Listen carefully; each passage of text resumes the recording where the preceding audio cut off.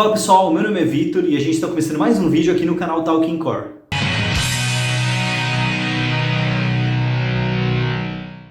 E nesse vídeo a gente vai discutir um pouco por que é que tem algumas bandas que são tão grandes, como o Green Day e o Blink-182, tornando aí seus integrantes verdadeiros milionários, e por que tem outras bandas que fazem parte dessas mesmas cenas, mas que não atingem um sucesso comercial desse tamanho. Muitas vezes não conseguem nem manter uma carreira sustentável.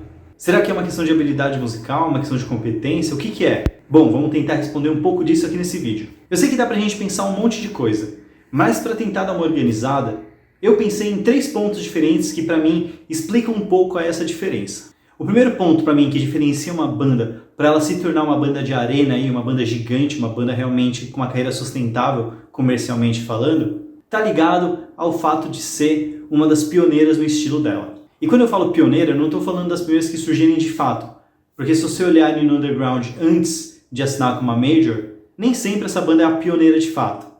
Mas quando eu digo pioneira, eu estou falando das primeiras que vão representar esse movimento, esse estilo, para o mainstream.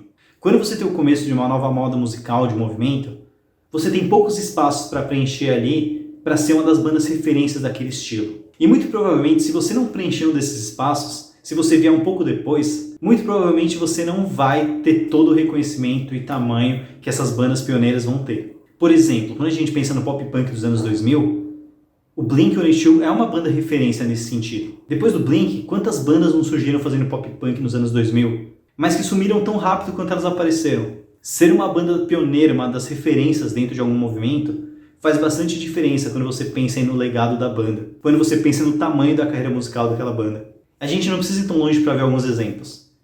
E eu não quero cair aqui em nenhum tipo de julgamento se aquele tipo de música, aquela banda era boa ou não. Mas se você pensar naquele emo colorido dos anos 2000, é claro que a grande referência era o Restart e o Cine também. Quantas bandas não vieram na cola fazendo um som muito parecido, com um visual muito parecido, mas que nunca chegaram nem perto do tamanho comercial que essas outras duas bandas chegaram?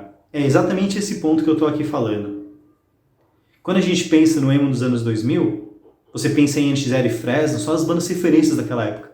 Mas quantas bandas não vieram na cola ali fazendo o som, lançando clipes, tentando fazer uma pegada parecida, mas que acabavam soando apenas como uma cópia? E a gente vê isso acontecer em vários estilos. Se você pensar lá no grunge dos anos 90, a mesma pegada. Você tem ali o Nirvana, o Pearl Jam, Soundgarden, como as bandas referências daquele movimento. Mas quantas outras também não tentaram fazer?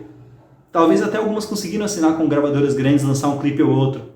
Mas não vão ter o mesmo legado que o Nirvana tem, que o Pearl Jam tem. É exatamente isso que eu quero dizer.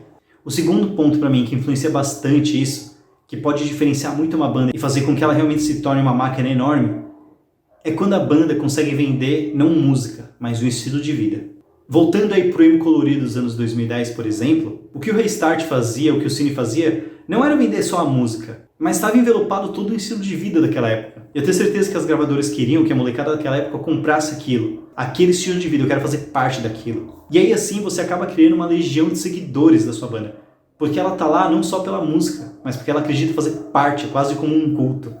Você vai se vestir daquela mesma forma, você vai às vezes agir da mesma forma. A molecada vai ver clipes, vai ver como a banda age, como ela fala, vai pegar os trejeitos. Indo um pouco antes no pop punk dos anos 2000, pensa no Blink-182. Quando você pensa naquele clipe rock show, por exemplo, a forma como eles agiam, as brincadeiras que eles faziam, o que não tinha de molecada aí fazendo nos anos 2000 esse tipo de comportamento, se vestindo igual, comprando o estilo de vida que o Blink vendia, que era ser engraçado, levar a vida de uma forma descolada. E eu acho que quando um movimento consegue fazer isso, e a banda representa aquele movimento, aí você tem um potencial muito grande de tornar uma coisa enorme. Então o segundo ponto para mim é exatamente esse. Quando a banda vende muito mais do que música, ela vende uma experiência, um estilo de vida. Quando ela consegue fazer isso, e você tem toda uma leva aí de jovens que compram aquilo, essa banda vai se tornar parte de um fenômeno cultural. E a gente viu isso acontecendo ao longo dos movimentos. Nirvana fez isso, Green Day fez isso, e agora mais recentemente a gente viu o NX Zero e o Fresno fazendo isso, Restart e Cine também fizeram isso, venderam.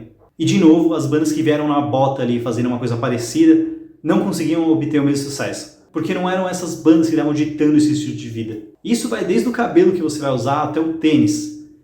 Tem toda uma questão ali comercial envolvida muito forte. Se você lembrar aí dos anos 2010, você é no centro da cidade, você vê a calça colorida sendo vendida no camelô, em todos os lugares. E sendo muito sincero, eu vejo isso muito acontecendo hoje com vários artistas de funk. Eles vendem um estilo de vida. E a molecada hoje que está ali no ensino médio que compra isso, compra todo aquele pacote, não é o artista só. Então para mim esse é um ponto muito importante que diferencia bastante aí as bandas. E para mim o terceiro ponto que é muito diferencial entre as bandas que conseguem uma carreira gigante e as bandas que não saem muito disso, é quando você consegue fazer as pessoas comuns conhecerem a sua música e gostarem, aprenderem as letras. Eu conheço muita gente que se eu tocar All the Small Things, vão saber a letra, vão conhecer a música, vão curtir. Fala assim, nossa, é do Blink. Se eu pegar meu violão e tocar uma música do Bouncing Souls, eu sei que ninguém vai conhecer. As músicas do NX0, do CPM22, se você tocar nos lugares, os singles, as pessoas conhecem até hoje. Pessoas que não tem nada a ver com a cena underground, pessoas que não tem nada a ver com a cena hardcore, com o emo, essas pessoas vão conhecer o som. Agora, se você chegar num ambiente comum com pessoas que não estão ligadas na cena e colocar um CD do Additive para rodar, um CD do Carbona, se você tocar uma música do Melancholy, eu duvido que essas pessoas vão conhecer. Então, para mim, esse é um ponto que também faz bastante diferença. É o quanto a sua música ela consegue ser tão simples e comercial a ponto dela se conectar com pessoas que não têm conexão nenhuma com o hardcore, com as raízes daquele som. E eu não estou fazendo nenhum julgamento de valor se isso é bom ou se é ruim. Sendo bem honesto. Porque eu sei que tem bandas que são enormes, e os integrantes viraram milionários ao longo da trajetória da carreira da banda. Muitos deles, mesmo com as bandas já não nativa, têm muito patrimônio até hoje. Ao passo que outras bandas menores, mesmo tendo uma qualidade de som às vezes até superior, muitas vezes os integrantes têm que manter empregos paralelos ou outras formas de manter a sua vida, porque o que eles ganham com a banda não é sustentável. E mesmo que muitas bandas tenham saído ali da mesma cena, isso eu estou falando tanto de exemplos lá de fora, dos Estados Unidos, quanto também exemplos aqui no Brasil. Mesmo que bandas tenham saído da mesma cena, algumas conseguem de fato um sucesso comercial, que é sustentável e outras não.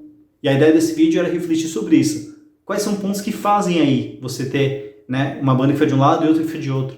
Muitas vezes isso eu sei que é por ideal. Muitas vezes você não quer se vender. Tem bandas que têm esse posicionamento. Muitas vezes as bandas tentaram se vender e não conseguiram também. Talvez por um timing errado, talvez por não ter qualidade musical suficiente, talvez por uma assessoria que não era tão efetiva. Enfim, tem N motivos e eu imagino que cada banda tem a sua própria história. Mas é isso, a reflexão de hoje era essa. E sendo muito honesto, a maioria das bandas que eu gosto muito e que eu ouço quase todos os dias não são bandas que atingiram ali o nível de bandas de arena, nem sucesso comercial.